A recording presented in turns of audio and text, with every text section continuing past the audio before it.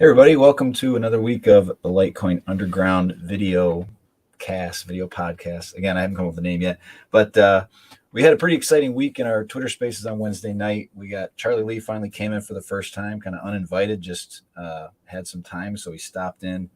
So that was kind of neat. We've been doing that for a few months. Finally had him kind of just come in. We talked a little bit about MWeb and privacy and fungibility, and it's very relevant to the conversation we're having today. So I've got Vic and Justin from Cake Wallet in to discuss a little bit about Cake Wallet, maybe learn a little bit about its history, kind of some of its goals, and then maybe talk about some of those topics that are really hitting the news stream in the crypto world, at least with everything going on in Canada and Ukraine. So first of all, I came to know Cake because we had a Twitter Spaces maybe 3 months ago or something. And I'm very open to talking about different projects. And I'm not just going to talk about only Litecoin all the time.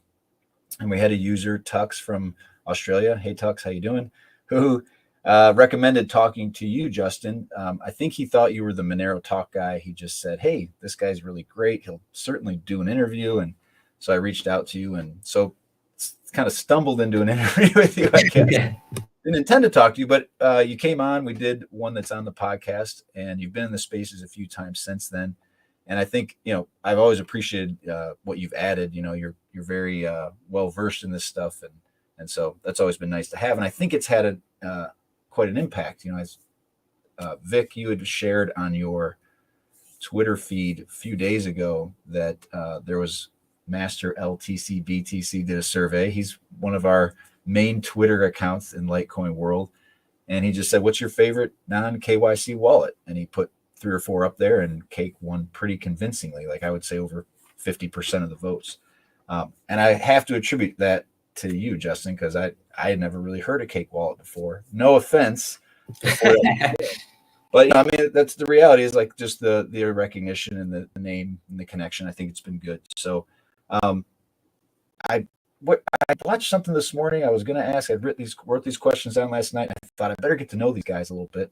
I flipped on a video, and one of the questions I had you had already answered. But where did the name Cake Wallet come from? Why Cake Wallet?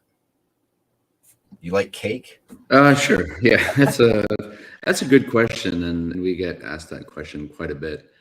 Back in 2016, 2017, my go-to wallet for Bitcoin was Bread Wallet. And I think at that time, Bread Wallet was pretty much the biggest non-custodial Bitcoin wallet. I don't know if you remember that. And at the same time, there was a Litecoin wallet called Loaf Wallet. So this kind of bakery theme was going along, I saw. And I think maybe Ripple was Toast Wallet. Mm-hmm. So I wanted to keep the bakery theme going, baked goods theme going, and so we came up with Cake Wallet. Sorry, my dog is barking. Makes me think of, you know who Abbott and Costello are? Here, I'll let Justin answer that while I grab my dog. Yeah, go get that dog. Sorry. No, I used to think of that. There was an old skit that Abbott and Costello did called Loafin'. You should watch it. It was pretty funny. All right. But yeah, and that's something that, all the food themed coins and swaps, and pancake swap, and I just don't know if they're trying to like obscure or trick people into thinking that there's something related to the original bread or whatever. But yeah, Bread Wallet always bothered me because they were very resistant. Like just last summer, they finally added Litecoin after being defiant about it, and I think it was I don't want to say for sure. I think it had something to do with like Roger Ver may have owned it or had something to do with it. And he never really was much of a supporter of Litecoin. So I don't know. But don't take that. That could be totally false. But then they added Litecoin, and 2 months later they got bought by Coinbase. So I think that was probably a prerequisite in my mind. But so there's a lot of different wallets, a lot of different mobile wallets. What is it that makes Cake Wallet unique? I think what makes Cake Wallet unique is we're truly a non-custodial wallet where, and this is a popular phrase that's used in the crypto world, your keys, your coins. And Cake Wallet would really live up to that philosophy, right? You really have your own seed, you have your own keys for every single wallet. You're not getting some master seed, which is just related to Cake Wallet. We use the standard Bitcoin, Litecoin, and Monero seeds. So if we were able to go under, if we were supposed to go, if we were to go under tomorrow, um, it wouldn't matter. You can use that seed and those keys anywhere on any Bitcoin, Litecoin, or Monero wallet. And the other thing is we don't track anything. We don't track anything about our users. We don't have a server where you have to sign in or log in or provide any information about yourself. Uh, so I think with those things combined, uh, I think it makes us truly unique. And also, if you have multiple Litecoin wallets in Cake Wallet, you're going to get multiple seeds, so you can manage each wallet separately. Yeah. So, Justin, if you want to add anything to that, but I Yeah. think those things make us unique. Yeah. I would also add that there's a big focus on, for a multi-coin wallet, there's an unusual strong focus in Cake Wallet on payments. So each wallet is like completely segregated. So if you're pulling up your Litecoin wallet, it's not going to be hidden in a sea of 1,000 other assets. You're just going to see Litecoin. And it's not, most multi-currency wallets will try to replicate an exchange interface, so to speak.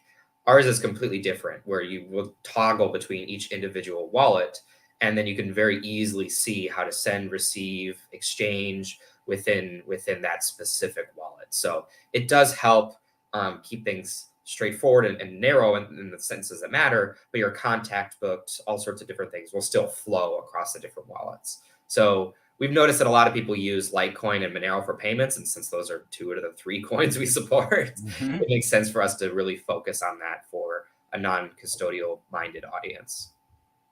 Yeah, I've always this is maybe something that happens as you get a little older, and I'll be 43 here in 6 weeks, so maybe I'm getting up into that next level of my life where you stop just having patience for things, and when you have to search for things, and you're toggling, and my biggest frustration in life is when I got to do a volume. There's a volume on the device, and I just want a knob to go up and down, and I'm pushing plus.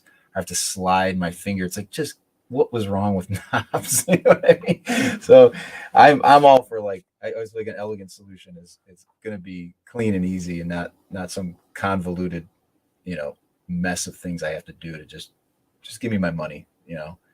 I think if I've got a wallet, it's a leather wallet. I just keep my money in it. I don't need you to do much beyond that. So Yeah, yep. I mean, I think you bring up a really good point. Since we started with Monero, and Monero is really complicated, intimidating, difficult to use for people.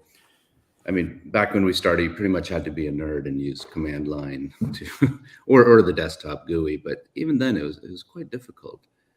So, we just wanted to make it super easy that somebody can just download the app and within a few clicks get it going. So I think that early philosophy for Monero, to dumb it down and make it easy as possible, just a simple send, receive, and that's it. I think that's translated now into Bitcoin and Litecoin for us. And I think that's why now you're seeing a lot of people use Cake Wallet just for Bitcoin and Litecoin and not even know that there's Monero on there. So I fully agree with you. Things have to be super easy for crypto to be successful.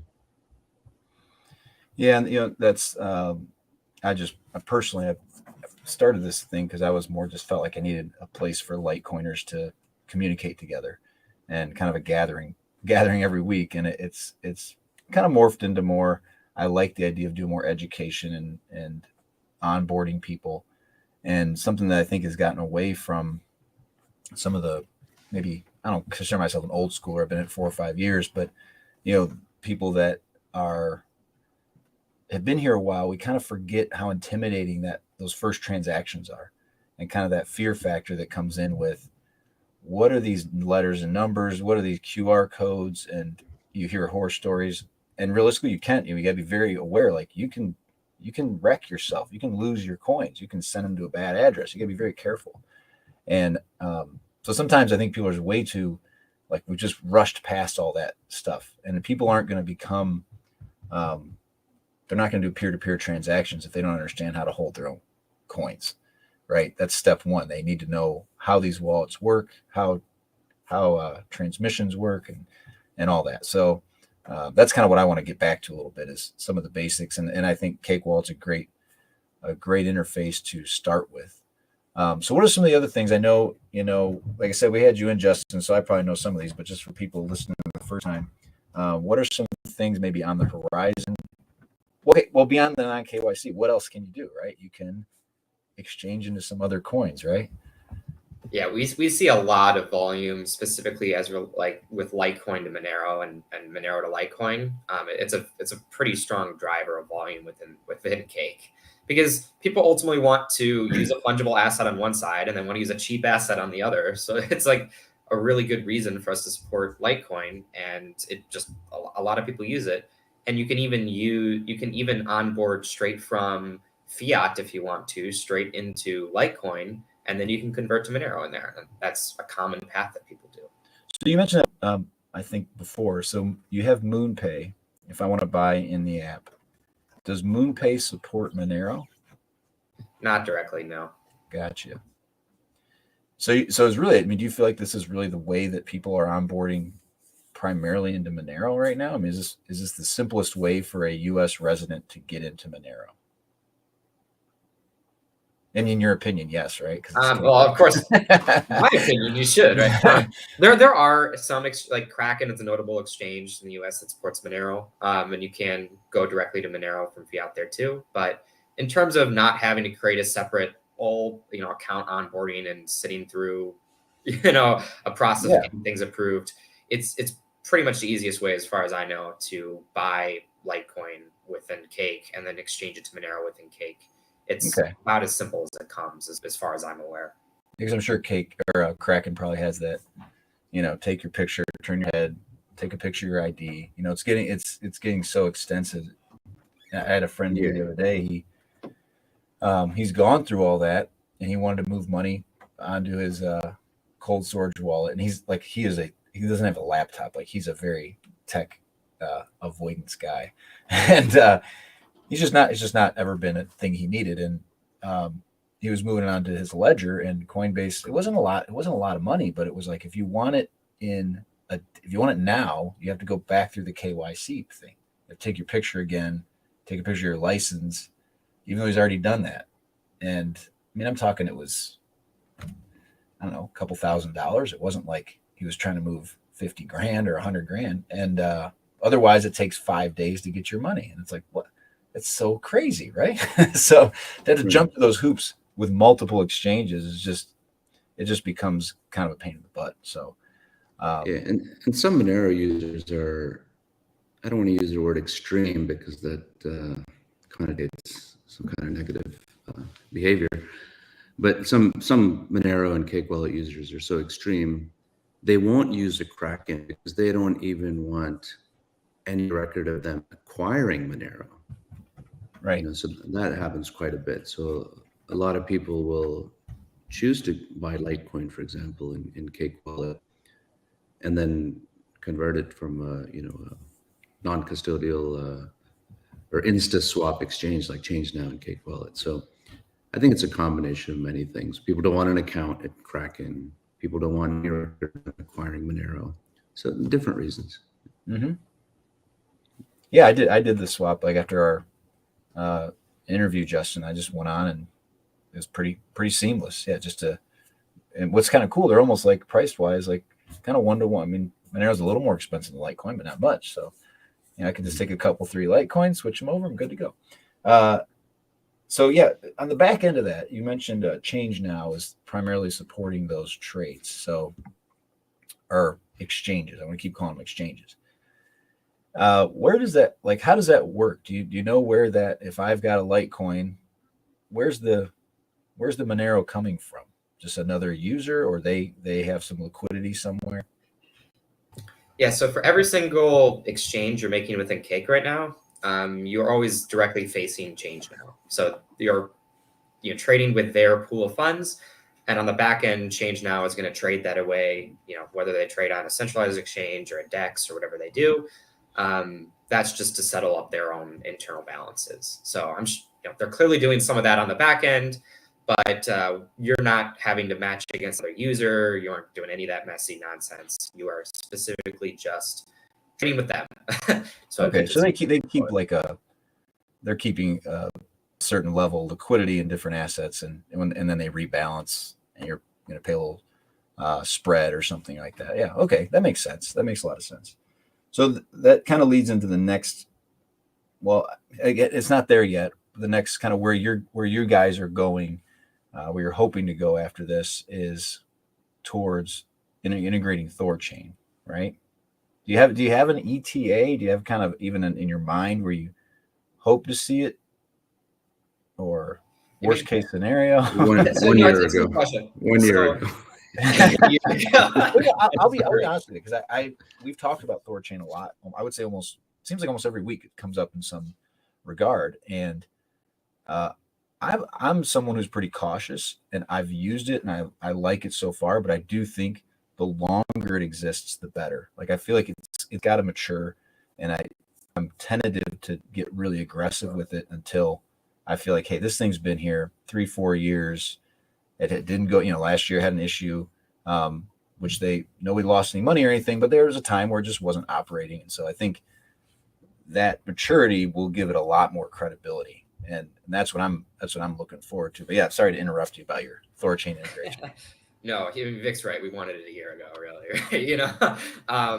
but the Monero side is especially complicated. However, for Litecoin's benefit, you're already on there, right? So yep. We actually could pretty simply support Litecoin to Bitcoin trades within Cake. Those aren't the majority of our trades within Cake. I mean, most of them touch Monero on some side. So we definitely are trying to push that side. But that said, using ThorChain is really exciting when it comes to trading, because at least the counterparty risk seems to be lower. And by that I mean specifically, when you're using it in an exchanger like Change Now, you're largely trusting their legitimacy, their standing, the fact that they've been around for a while. You're really just trusting that they are a well-established company that's been around for a while, and you trust them. When it comes to using ThorChain, just as relates to swaps, at least, I'm starting with Litecoin, I want Bitcoin, it's, at least in my view, pretty clearly lower risk on the counterparty risk side, because it's much more complicated for the nodes to sort of collude and act against, like, you have better defined actions of what they should do. And so it's harder for a node to just say, I'm not going to accept this trade, for example. So we are still actually considering just doing Litecoin and Bitcoin trades within Cake, especially. I know there's an interest on your end for us to open something like that up. And then as it relates to liquidity providing too, that's where, ThorChain's long-running, simply good operational nature, it comes more into play if you're actually locking money up to earn from the exchange fees that people are making from those pools. So we're really, really excited on the Cake side to bring Monero to ThorChain, such that you can go in and out of Litecoin and Monero, because we have a lot of interest in that pair. But even so, we're interested in just supporting more decentralized exchange options. And so to that end, we're still interested in providing swap and liquidity providing for Bitcoin and Litecoin independently. Obviously, we would hope that Monero would be part of that as well, though. And we're working to make that a thing. Yeah, well, that makes me kind of something I want to say. I don't know if one of you guys posted this, or this has anything to do with you. I just saw it. Is XHV? Is there a stable coin that's going on to? I don't even want to go down the road, because I know XHV is extremely confusing to me. The Haven stable coin. I don't know if that's a bad word in the Monero world, because I know. But what about, huh? It depends who you ask. It's a spin-off in some way, right? But anyway, is there any thought of having a stable coin in your wallet? Yes. We think about it all the time, actually. Okay. I mean, we always want an Ethereum wallet just because a lot of people use the Ethereum ecosystem. And to that end, adding the Ethereum stables makes sense. But also, we're open to other ideas. Havens are complex, let's just say. They're very complex derivatives that are hard to explain to people. XHV is their main non-stable asset, and from there they have XUSD, all sorts of other stuff. And Haven has been working closely with Thorchain team as well. So Haven is a fork of Monero. So a lot of the work that's being done on Haven is reused or can be reused for Monero. So that work is ongoing, and it brings both of those closer. So we'll see what the adoption looks like on Thorchain as it relates to the specific trades. But yeah, we do want stables within Cake. I mean, a lot of people like to hold money in a stable asset and then convert for a payment, for example. So let's say someone takes Litecoin, you have your USDC or whatever, and then convert it to Litecoin and then make the payment in Litecoin or whatever it would look like. Or maybe you want to be Litecoin, long Litecoin, and so you hold Litecoin and then you have to make the payment in stables. Like it's actually really common flow for stables to be at least on one side. So yeah, and I was for a long time kind of I just didn't think much of stable coins. I just thought, oh, they're just people are using those for moving between exchanges, and now I'm starting to see that as far as adoption around the world, and as as much as all us crypto people like to hate on the U.S. dollar, it's something that a lot of people would love to have access to, or have the ability to stake the U.S. dollar in a DeFi exchange and earn some yield. I mean, that would be like a fantasy world for people, right? So there is some value there. And I would say be patient on those, because I know that with OmniLite that got implemented to Litecoin back in September, that's one focus they have, is they're trying to get a stable coin on Litecoin as well. So that would bring fees way down. And it would be, again, kind of like similar to Tether that's on Bitcoin right now. It'd be the same thing, except obviously it wouldn't cost you whatever the on-chain fees are for Bitcoin at the time. The other thing that we obviously are excited about with the way Litecoin's related is MWeb, or Mimble Wimble extension blocks. It's a mouthful, so I'll just say MWeb. Is obviously it's coming. It's going to be, right now their miner signaling is happening, so we expect that to be past that phase, let's say within the next month or so, worst case scenario, and then maybe a few months before it's available on the Litecoin Core wallet. You've said before, obviously you're excited about it.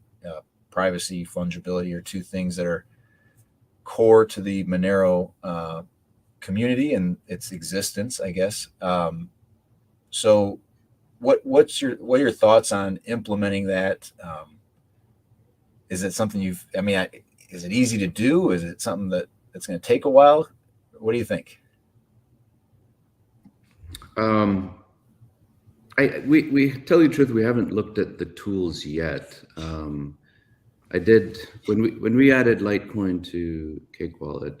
I did talk to Charlie a little bit about it, and he seemed to indicate that getting it on mobile is still a little further away. So we want to see how the SDK or any tools libraries progress. But that's something we definitely want to put in Cake Wallet when and if it's available. We're, like you already said, coming from the Monero world, we're pro any fungibility or privacy that any coin wants to do. I think it's a step in the right direction. But as far as tools go for MWeb to be in Cake Wallet, I think that's we need to study that more. Justin, do you want? I don't know if you've looked into that more. No, I mean, ultimately what we would need is, Cake uses Electrum for Litecoin. So being able to easily pair mobile that's, at the moment connecting to an Electrum server, for us to be able to serve MWeb stuff to all the users that we have is the sort of tooling that we're looking for. And we haven't we haven't really studied it yet, just because we have a bit of time before to go live in Litecoin. So we have a moment to breathe and figure this stuff out. But this is very clearly something that fits Cake's ethos. MWeb is a huge step forward compared to Litecoin's base transaction privacy. So, this will allow us to get much closer to the pair of being able to trade between MWeb and Monero, for example. That's exactly what we want. Litecoin supported everywhere. Monero has strong fungibility properties. So as we're getting much closer to the trading two fungible pairs than we were before. Well, it's hard to be patient. It's like if you're a ship at sea and there's land, and then it takes you 10 days to still sink there, however long it takes to get there. The wind dies. You're like, oh man, we got to wait 2 more years. I was in Las Vegas recently, and that's, if you've ever been to Las Vegas, you see a building and we'll just walk there, right? You start walking, and it's like 40 minutes later, you're like, what the hell? It doesn't seem like I'm getting any closer, The heat doesn't help either. It's like we're taking these steps, and everything's in the right direction. And like I mentioned, Charlie was in the spaces on Wednesday, and I've always appreciated him because he's had that viewpoint of, we'll get there, right? We got to take the right steps at the right time. The most important thing is that Litecoin's had 100% uptime from day one. We don't ever want that to be a problem. We don't want to sacrifice anything on the main chain to bring some feature that you don't ruin it, right? You don't want to mess up the base layer. And so I think that's always been his mentality, and I think that's why we're Litecoiners. We appreciate that about him. And so he's very careful, maybe too careful, but I'd rather him be too careful than a little reckless with it.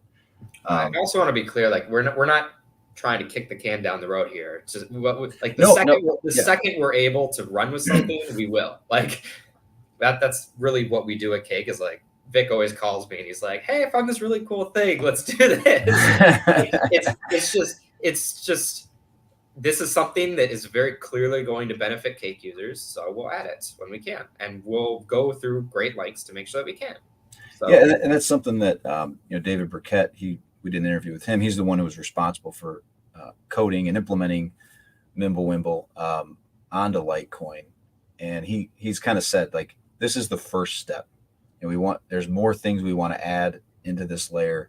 We understand it needs to be mobile, but we got to get it's got to be active. It's got to run on the core wallet, and we got to make sure there's nothing that comes up that cause any problems. But we're going to get there. That's where we're going. But it's just, you can't rush this stuff, particularly when you're dealing with these assets, like you mentioned. I mean, I'm nothing offense to Monero, right? Monero's it's a niche product at this point, where Litecoin is everywhere. I mean, it's every major exchange, every ATM, every it's in Grayscale, it's in ETFs and overseas. So being very careful with it.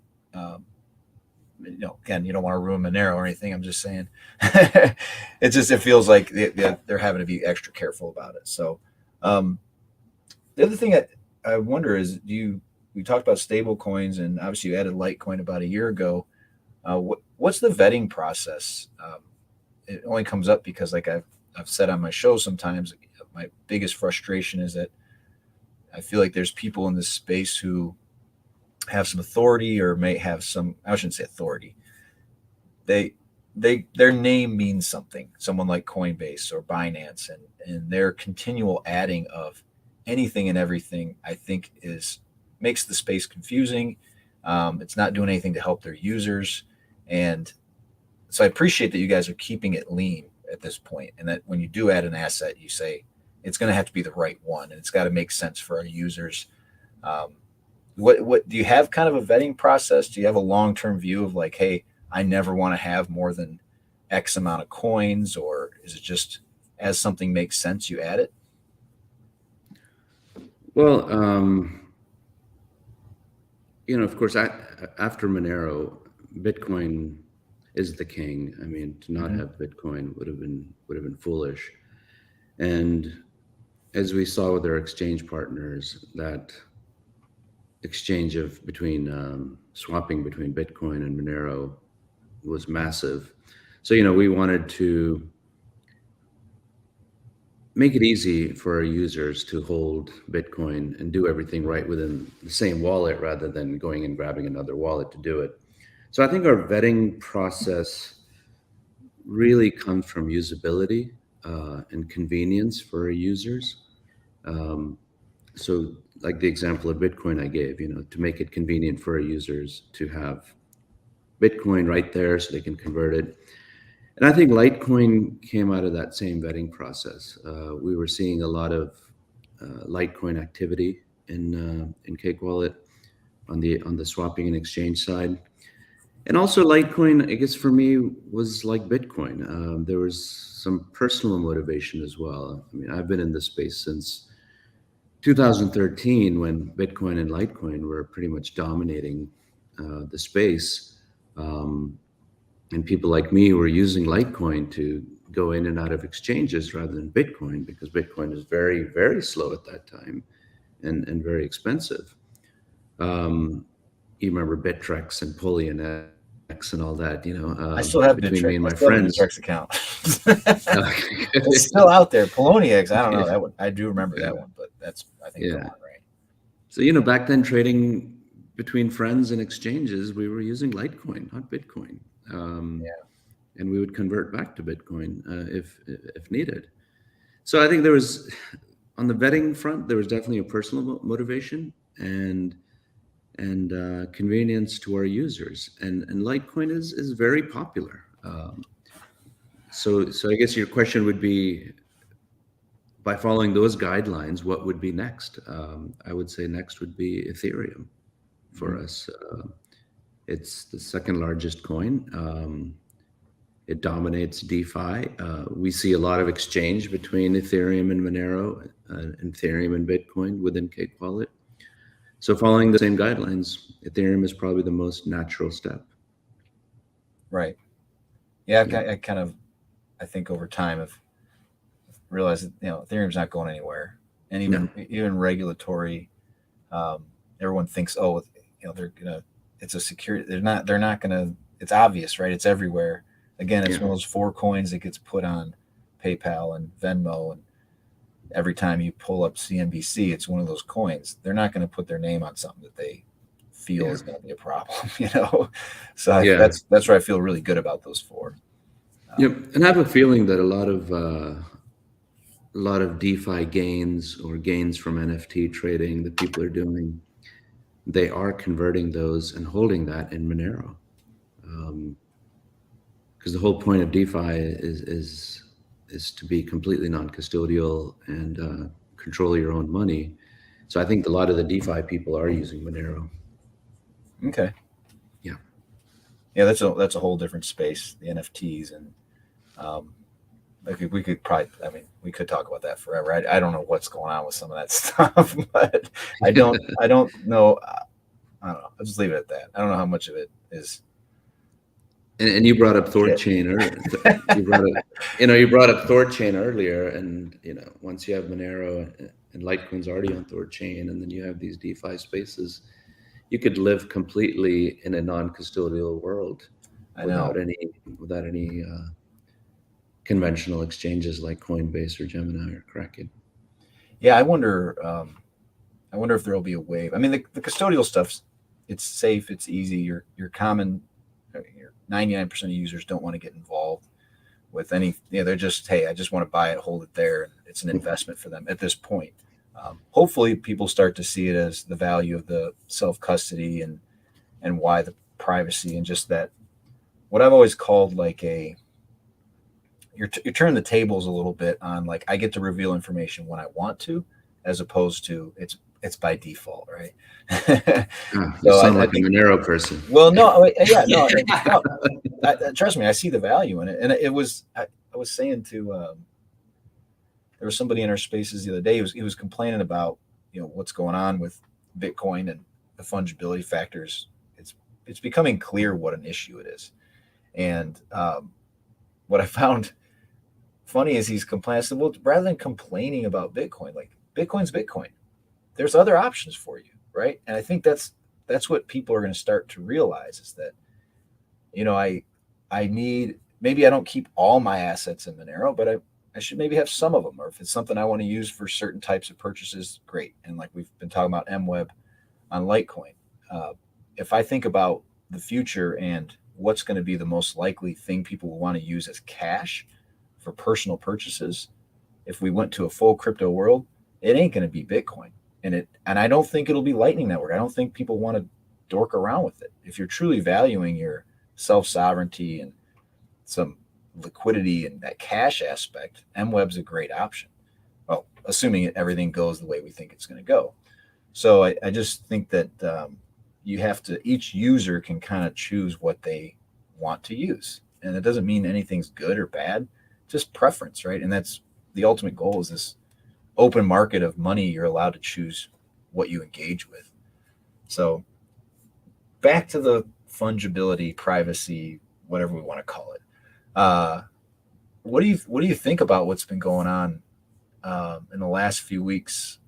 I mean, 3 instances in particular. The Canadian government, I guess, blacklisting a few Bitcoin accounts, one Litecoin account, and they didn't know what Monero account. There was one Monero transaction, right? And then there was also the 2 swindlers, I guess we'll call them, that had gotten caught up in that Ethereum. Oh, no. What was the hack? It was like $1 billion. No, there were a few different things. Those people got caught through a coin join, and then the DAO hack, the Ethereum DAO hack from 2016, they were able to unwind a coin join, or basically, despite a coin join, they were able to find out who that user was. And then obviously the Ukraine-Russia thing and donations and the idea of blacklisting Russian accounts gets thrown out there. Just a lot. It's crazy. Within 4 weeks, this has become such an obvious issue, and particularly with Bitcoin. And I think and Litecoin right now. Litecoin's the same basic protocol. And I think what's bothered me the most is that kind of Bitcoin's just kind of, they don't seem to care. It doesn't seem to bother them as much as you would think it would bother them. So I gave you a lot to talk about. What do you a lot of events there. Yeah, a lot of, well, just in general, like, I guess what do you think? I guess what's the question I'm asking? I mean, what's your opinion on what's been happening, and do you think it should be a wake-up call, right? Yeah. For me, it was a wake-up call in 2016 when I really realized how transparent and trackable Bitcoin is. So I think everything going on, rather than discussing each single event, I think all these events together is a massive wake-up call. I mean, unfortunately, a lot of people are just using Bitcoin as an investment tool. They're buying it on Coinbase or Gemini or whatever their exchange is in their country, and it's just sitting there. It's like a stock for them, and they're just waiting for a number go up. So for those people, privacy and all these things doesn't matter. Mm-hmm. But now you're seeing in real world usage, that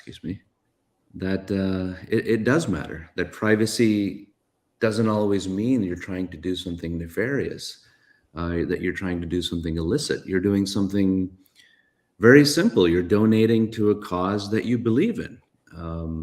Whether I think it's right or wrong is none of anybody's business. I want to donate to truckers, or I don't want to donate to truckers. I want to donate to Ukraine. By the way, I think Ukraine made a massive mistake in taking Bitcoin donations. When the tables turn, when there's different political situation, that could come back and bite them in the ass. Mm-hmm. So they should have taken Monero. But nobody owns Monero. Well, I'm just messing. Yeah. You're absolutely right. Nobody. There's not that bad. I definitely don't. Justin doesn't. Yeah. No. We all just on the bottom of the ocean. Yeah. They're all in the bottom of the ocean. Yeah. Worst boat captains in history. We do have the worst boat captains. That's correct. Exactly. And people are starting to realize that. And Charlie has said it, and you said it at the beginning of this podcast, that fungibility and privacy go hand in hand. Yeah. You can't. Privacy is not something illegal, but it is required for fungibility. You cannot have fungibility without privacy. And I hope people are waking up to that. Yeah, I use that example. You mentioned like when leadership changes. Yeah. Like the El Salvador stuff, right? Everybody's just rushing into this instance where you're giving the Shivo wallet and these lightning companies like Strike. Everything's transparent, and it's like, it's fine. Maybe it's fine now if you like Bukele, but well, maybe he loses an election. Then you're in some real trouble, right? You don't know who the next guy is, and now he's tracking every single transaction. It's crazy, and it's like, yeah, it's become a big kind of surveillance tool, right? Yeah. Don't get me started on Strike. I would love you to come into our spaces on Wednesday, man. I can say that. I need a Lightning Network. Do you guys have like a Lightning Network? I don't call him a hater, but maybe a realist that you know of that would be willing to do an interview, because I need to learn more about it. Well, we're adding Lightning. We're adding Lightning for Bitcoin. Yeah, we're adding that to Cake Wallet. That's currently under construction. So, yeah, once we get that going, we'd love to come on and talk about it. Yeah, because Litecoin obviously has a Lightning Network as well. And I always want to say, it's not like everything is awful about it, because again, people are going to choose to engage with it. I just think to say that this is the end all be all is where I have a problem with that. Yeah. But you don't need it. You don't need Lightning Network for Litecoin, really. It's already not yet. Low cost. Yeah. You don't need it, but for Bitcoin it was required. Yeah, isn't that crazy? So getting back to your MWeb thing, I think because of this fungibility and privacy question, from the Monero world, we hope that once people move their Litecoin into MWeb, we hope it never goes back. Take Zcash, for example. From the Monero world, we would say, once you go to Z address, don't go back. Always live in the shielded world. Same with Litecoin. And of course, Monero, you're always living, whether you want to or not, you're always living in the shielded world by default. So, yeah, I don't know. I know I'm answering your question and also adding a few things. I hope you don't mind. Yeah, of course. Yeah, so MWeb, what's I'm really excited about, there's a company, I'm going to try to set some up with them, hedge.io, where you can deposit your paycheck. You can just direct deposit into a Litecoin or Bitcoin, I think Ethereum wallet. Excuse me. And so as soon as Mimblewimble is, again, ready to go, I can provide a stealth address, and they basically, your employer just sees it as another different bank account that's a direct deposit. But they essentially take that and they just send you your money. They don't hold it for you. They're not, trying to get you any yield. They're just like, hey, convert it straight into Litecoin, and we'll send it to whatever address you tell us to send it to.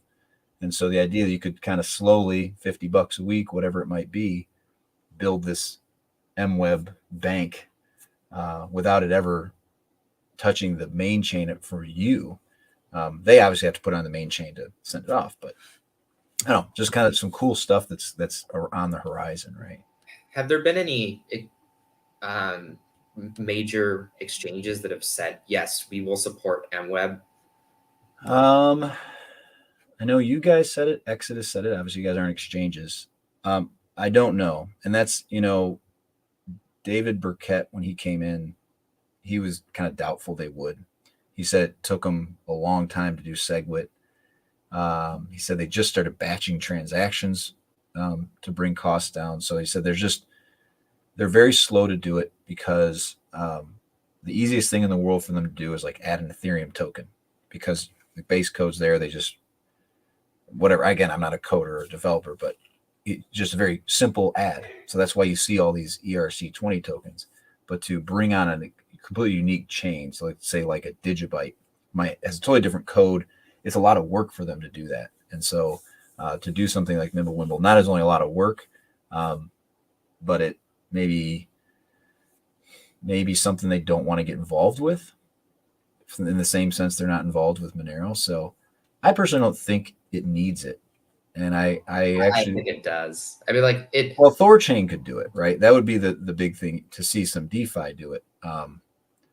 What I worry about is like I like the idea of both sides of the coin in a way. The ability to have that, hey, it's a white market. Most users are just going to use it in the exchanges. And it might just add confusion to have LTCMW out there. I don't know. I don't think it'll happen. I don't think they're motivated to do it. Exchanges right now there's not many OG crypto exchanges that are just sticking to the principles of crypto to me. Maybe there's somebody out there I don't know of, but Well, I mean, Vic and I will put pressure on our partners to add MWeb. So that, I mean, because you're ultimately, pretty intimidating, Justin. I can see how you're like, listen. He's gonna bust. We're gonna bust some heads. Yeah, right. I This want to is see Chicago. I people don't live know. entirely within MWeb. Like the way I see this having the most impact, you start with MWeb, you stay in MWeb, and you leave with MWeb. You don't pop in and out of I mean, I get that the benefit is that you can pop out and interact very easily with the rest of the Litecoin ecosystem. But I really want to see merchants and especially exchanges support MWeb directly. That way you aren't leaving this ecosystem. I'm not saying I don't want. I guess maybe I did just say that. I'm not really sure it's that important. I just don't think. Well, I mean, have the major exchanges added Lightning? Did they add Lightning? Does Coinbase and Gemini? I don't belong to either, so I don't know. Do they have Lightning? I don't think for so. For Bitcoin, no. Which is crazy to me. So that to me right. would be the natural step, just for all the arbitrage. Why they don't all adopt Lightning? Right. So I'm kind of pessimistic on them adding MWeb, to be honest with you. Right. Using Lightning as an example. So, I think it's going to be up to wallets like us to support that. For example, I'll just plug in Cake Wallet here for Litecoin. We have batch sending. You can do batch send, multiple transactions in Cake Wallet. Another thing we have for Litecoin, which I don't think anybody else does, and maybe you can correct me if I'm wrong, we have coin control for Litecoin. So what do you mean by that? You can specific unique UTXOs or something? Yep, exactly. You can freeze outputs. You can choose which outputs to spend. So I'm not sure if any other Litecoin wallet has that. I've never seen it, and that's something that, again, I was so unaware of before we had David Burkett coming in.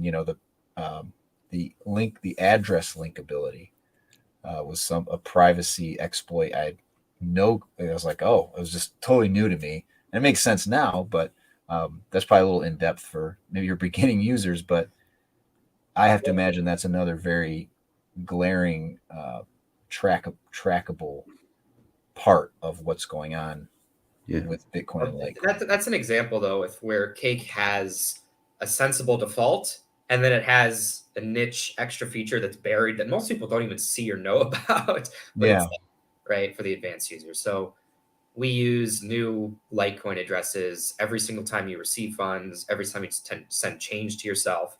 We're doing the basics of hiding new address every time, right? So we cover even if a user doesn't think of anything, we're covering at least the bare minimum. And then if you're in the send screen, you could see a little coin control optional button, which is pretty small, but you can click on it and you can specify specific Litecoin outputs you want to spend. And that's something, again, most users are never going to think about and they're not going to worry about.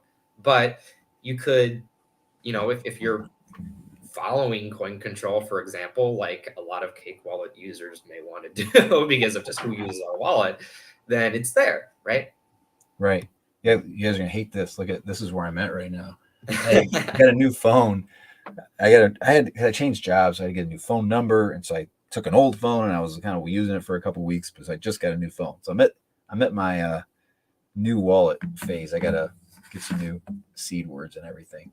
Maybe we should market that more, Justin, because we never post to the Litecoin subreddit. Maybe we should make a post outlining these features. Yeah. Coming to the Litecoin Underground, I'm telling you. All right, we will. I know I'm only I'm growing. We can come and talk about these features. Yeah.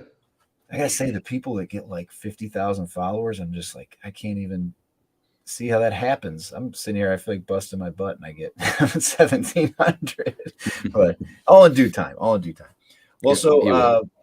I do want to dig before you guys go. I don't want to take too much more of your time, but what do you think? There's a couple things with the lack of fungibility. If we're going to be, I guess, worst case scenario, there's a couple things that governments do, and I brought this up before. Is that there's two rules in particular that jump out at me where we are going to run into issues with this trackability feature. It was something that actually came into being, I believe, after 9/11. The FBI uses something called the 3-hop rule, where if I make a phone call to Justin, like if I'm under suspicion to be a terrorist, let's say, or I donate to a trucking convoy, uh, everybody in my circle is kind of tainted in a way, right? They now are. I can look at. They can go look at Justin, and then they can look at everybody Justin's talked to on the phone, and they can look at, and let's say it's you, Vic, and then they can look at everybody who Vic has talked to on the phone, and you make this massive web of people who I guess now they have justification to do some digging, could have justification for questioning you just because you spoke on the phone. And then obviously the other one is something we all probably heard of, civil asset forfeiture, where the police can just pull you over, and if you have a big stack of cash, they can just take it, and it's on you now to prove that that money didn't come from anything illicit, and you're guilty until proven innocent, right? Until you have to go out and spend the money to actually get your funds back.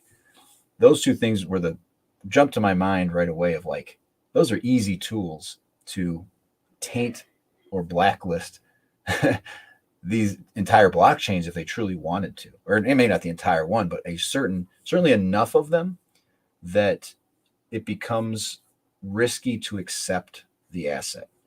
So me as a user, I'm on Cake Wallet. Well, am I going to want to trade into Bitcoin? Because I don't know where that's coming from. I don't know what UTXO I'm going to get. And I don't know how much of it takes to, I don't want to sit here and be a doomsdayer, but could that be something that rapidly causes problems and people lose faith in it?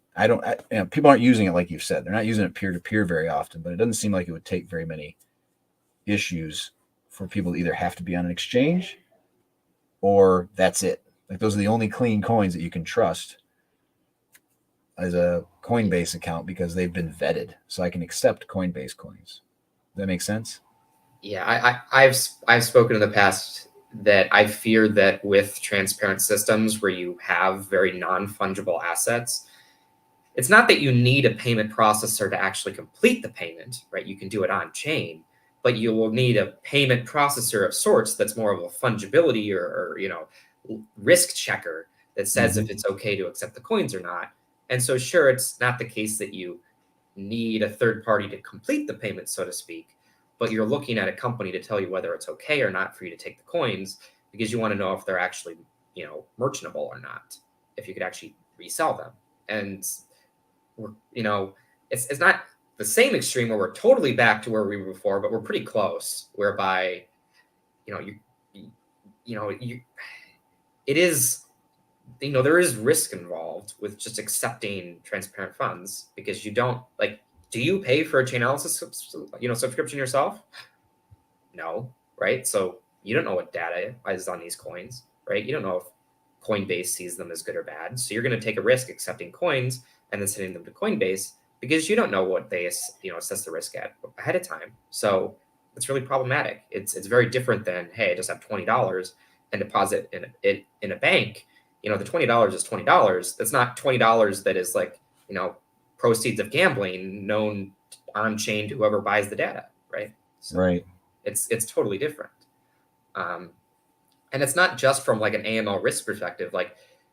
Public blockchain data can be used for whatever purpose someone wants to use it for, right? So Coinbase, Elliptic, they sell this data not just as an AML tool, but they sell it as a market making tool to learn insights and act faster on trading and the like.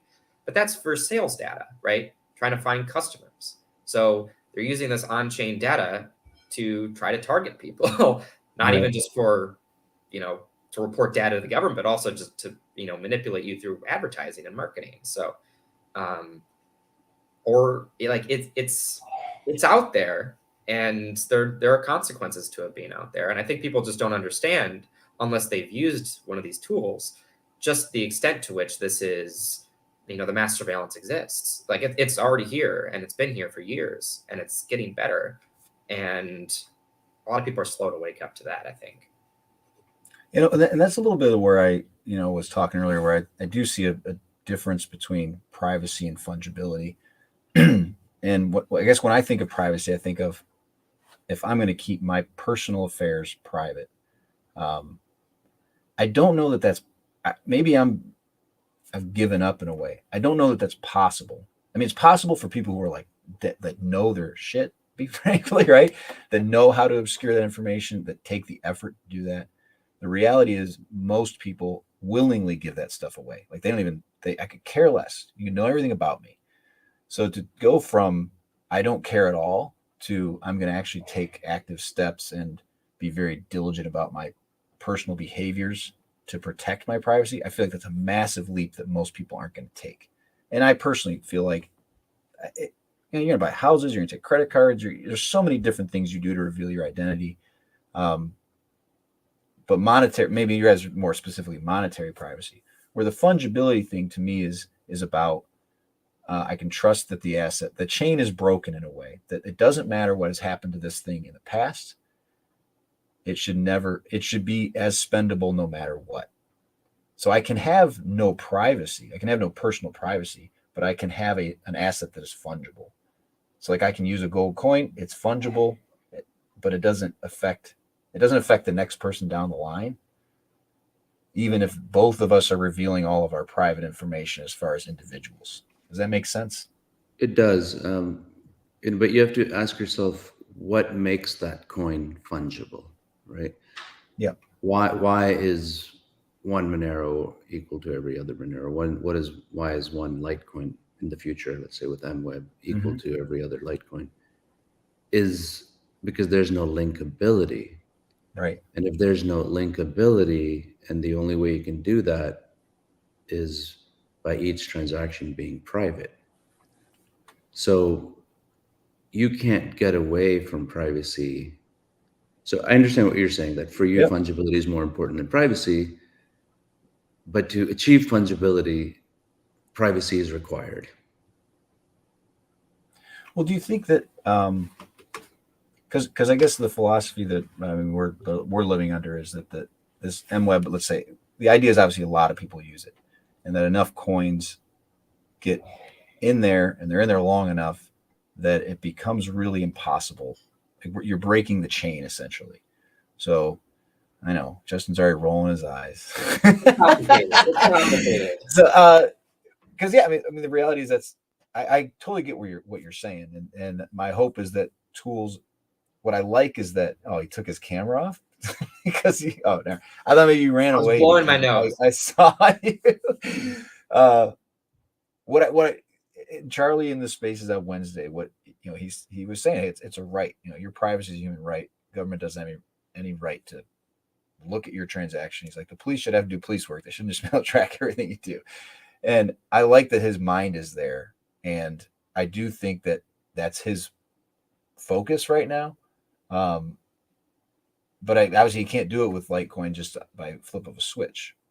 And I think there will be more tools that will come down the line. And he's probably recognizing this is a massive differentiator between Litecoin and Bitcoin, as opposed to just being like two peas in a pod with one, we're faster and cheaper. Other than that, they're pretty much the same coin. So I do think that that's in the future. But I get where you guys are coming from. Say, hey, just why even bother with this, as the rappers used to call it, half-stepping, right? That's an 80s term for you. So yeah, I guess I appreciate what you guys are saying, and I think that that's something I got to be conscious of. So maybe before we're done, what would be something outside of just converting everything in your life to Monero that you guys would be like a basic first step to people could take to be a little more private in their lives? Well, be non-custodial. We obviously want you to use Cake Wallet, but it's very different using Litecoin on an exchange versus using Litecoin in your non-custodial wallet. So start there. Start using a non-custodial wallet for actual payments, even just to hold the asset. Use a non-custodial wallet, and then try to prioritize using no KYC exchanges wherever you can, whether that's within Cake to Trade or whether that's within Thorchain or whatever it is. You're going to have a lot greater privacy if on most ends when you're trying to interact, you aren't going to be touching, some reportable service, right? You don't necessarily always need to use a third party in order to just make a transaction. To whatever extent you can get it closer to I send money to Vic directly, you're going to have to be better off with both your privacy and just your security. And I do hope that as Mimblewimble gets added to Litecoin, that it'll be easy for people to consistently stay within MWeb for their transactions. So that way they are no longer leaking wallet balances and the like, which I remember specifically asking people on one of the Litecoin Underground Twitter spaces saying, hey, what does privacy mean to you? And it was good for me to hear that it was, for them, it was, trying to hide from their direct counterparty just what their wallet balances was. And that was really the extent to what was important to them. That, that's important for me to hear. And, MWeb meets that requirement. So it's important to, use as many of the tools that are available. But also I would say, don't get too intimidated. Sometimes you'll sit there and, a lot of people argue back and forth about, oh, well, you're not doing this. You're not using Tor when sending with Litecoin. So what are you doing? Right.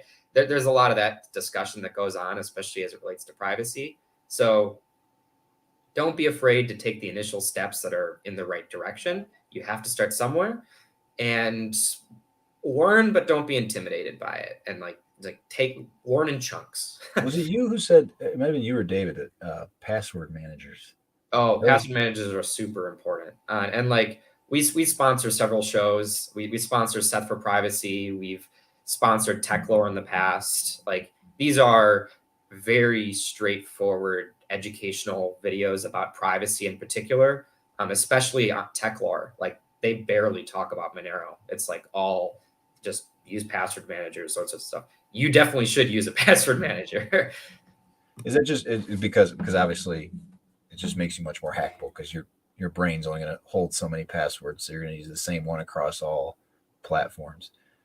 So because I know Google has one, and does that get adopted into your mobile as well? Google has Google Authenticator for two-factor authentication. Are you talking about their Chrome or Android thing? Yeah, who's a password manager? Give me a good one. I think it's in Chrome. What's that? I think the Google one is just related to Chrome, right? Well, that's what I didn't know. I didn't know if it kept. The most commonly recommended, I like KeyPass XC personally, just because I have my own key file. I host it myself. I have the access to the actual file and I choose where it goes. But KeyPass, like KeyPass. KEEP. Yeah, it's keep. Yeah, ass, really. Yeah. Or keep. That might be a totally different. That might be a totally different. For most people, I would say the easy to use ones that people are more likely to recommend normally are Bitwarden. I have a nonprofit. Vic's part of a committee for the nonprofit I'm a part of, but Bitwarden gives us a discount for being a charity, so good to them. So Bitwarden's a good, easy to use one. And another one is 1Password. I think that's Consumer Reports' favorite is 1Password. But you definitely should use one of those. Yeah, I need to do some research on that because But again, my point is, don't be intimidated. Don't be like, oh, well, there are too many options, so I'm not going to bother with it. Pick one that seems sensible and start using it. Yeah, with privacy to me, you're never gonna have perfect privacy, but it's like putting the shoe on the other foot. Like you get again. Somebody has to do some digging. It's one of those things where if you take, if you're starting from I have no real effort at the moment to any privacy things, if you just put in a tiny bits of effort in certain areas, you're able to make a huge difference, right? Right. No longer you're leaking your SMS data just publicly, right? No longer you're gonna have your accounts hacked and leak your email dumps. Even if you use the iCloud password manager, I think it's better than nothing. It Right. has a built-in password generator, because humans are terrible at randomness. So Oh, yeah. so even iCloud's password generator, which is generating a random password, is it's saving in the iCloud, but that you can debate that, but I think that's even better than nothing. Yeah, I just learned that Apple Pay, when you use Apple Pay, it doesn't reveal your credit card information, Right. which I thought, oh, that's something. So Apple's been interesting. Yeah. Their privacy legacy at this point. Mm-hmm. Anyway, so that's a whole different topic. All right. Well, hey, I guess go to, is it cakewallet.com, right? Yep.